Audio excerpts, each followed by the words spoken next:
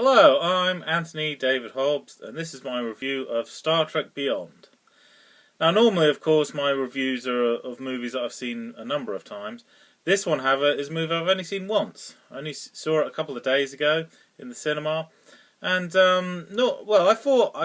wanted to do this, like first impression type review. Yeah, what do I think of it on first impression?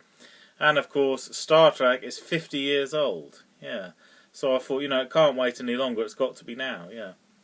Well, my first impressions were very, very good indeed. Great, enjoyable movie. Lots of fun, lots of laughs from the audience and lots of serious bits as well. It's, and an overall feel-good factor film, yeah.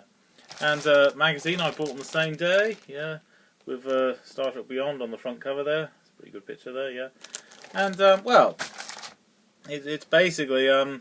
Yes, it's a new story, a new adventure. Why is it called Star Trek Beyond? Well, two reasons. There are going to be some spoilers, by the way. Yeah, we go to a planet that is completely out of range. You can't communicate with anyone there because it's so far away. It's beyond our reach, and not just physically beyond, but mentally beyond. They meet an enemy that has technology beyond anything they've encountered before, far more advanced. So the seemingly invincible Enterprise is completely helpless against these loads and loads of tiny ships that move like a swarm, and they're like locusts. They drain all the resources until there's nothing left and then move on. Yeah, it's an enemy beyond anything they've seen before. Yeah, Star Trek Beyond. And the villain had a lot of depth to him. Yes, he was interesting, he was entertaining. Yeah, and okay, criticism time.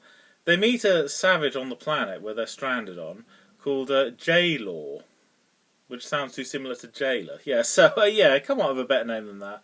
Which is a shame, because she is a good character. Although she's a primitive savage, doesn't know what spaceships are, she calls them flying houses. Nevertheless, she can hold her own, she can survive, and she's very useful to the characters stranded there, yeah.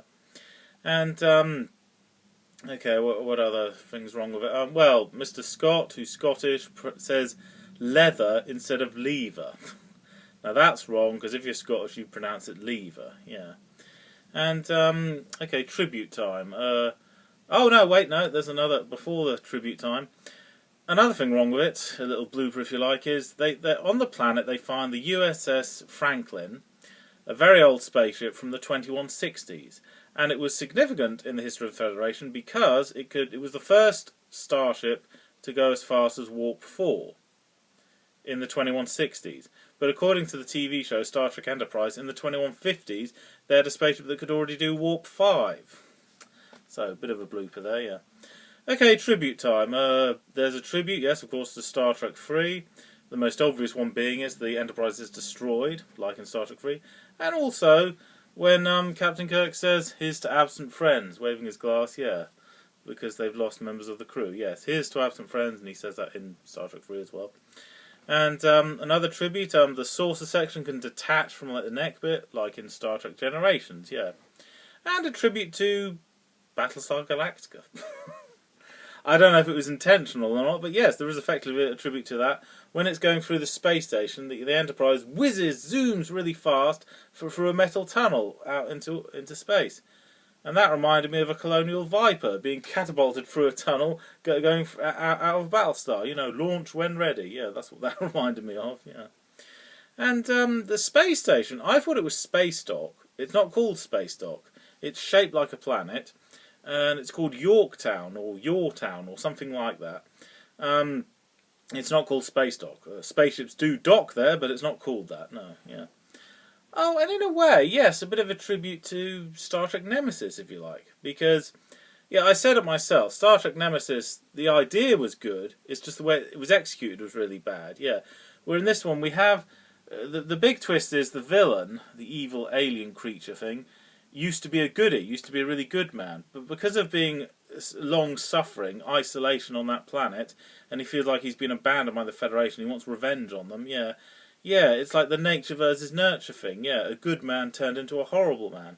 Now, we saw that in Star Trek Nemesis, but it was so boring the way it was done with a really boring character, Well, in Star Trek Beyond, they nail it. They get it just right. They make an interesting character, an interesting story, yes.